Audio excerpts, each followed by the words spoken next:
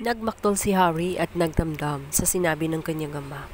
Hindi niya maintindihan kung bakit ganoon ang temperatura ng ulo ng kanyang ama at bista na lang siya sinisigawan nito. Sinabi naman na Lynette na intindihin na lang ang kanyang ama. Maaaring marami lang siyang pinagdaanan sa araw na iyon kung kaya't hindi maganda ang kanyang mood.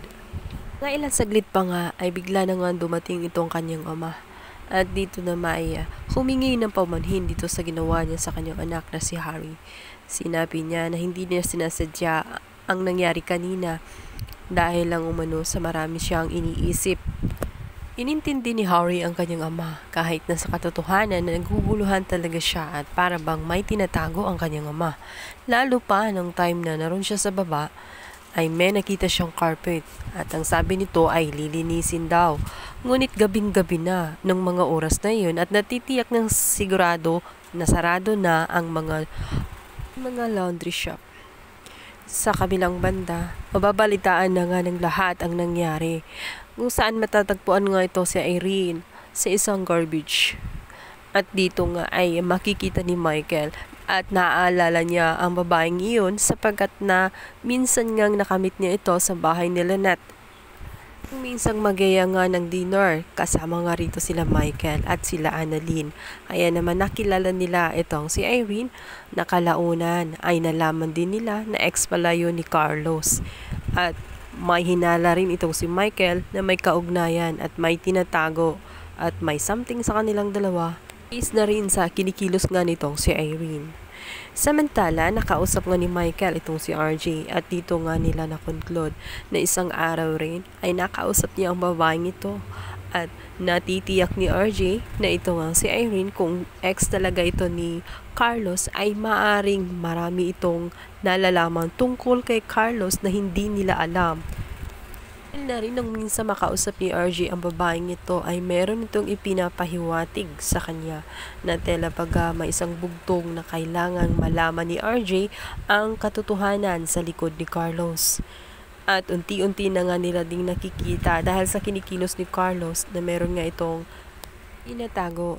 Samantalang ito nga si Harry ay maisipan na puntahan nga itong si Irene matapos nga ang pangyayaring iyon at gusto niyang makita.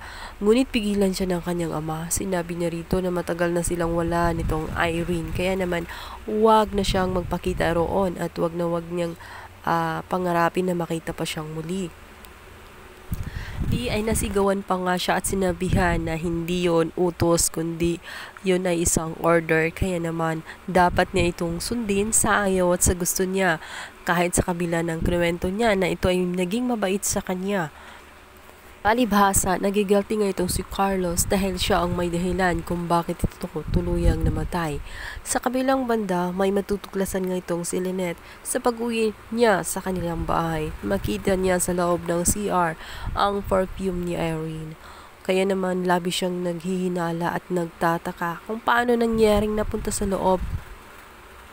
Gulat pa siya sa nabalitaan niya na kumakalat na nga ngayon na ito nga si Irene ay pumanaw na at natagpuan na lang na walang buhay sa isang garbage pan kung saan nakabalot na nga ang katawang walang malay. Hinala siya ng husto, lalo't alam niya na ang perfume na iyon ay kay Irene talaga dahil minsan ngang ipinakita ito sa kanya na yun ang kanyang paborito na perfume at pinaamoy pa nga sa kanya.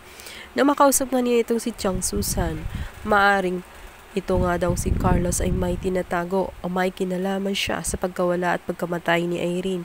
Kaya kung ako daw sa kanya ay kailangan sundan niya itong kanyang asawang si Carlos nang malaman nga niya ang katotohanan sa likod ng mga ito. At tutuklasan na kaya ni Lynette ang katotohanan na ang kanyang asawang si Carlos ang gumawa ng krimen kay Irene.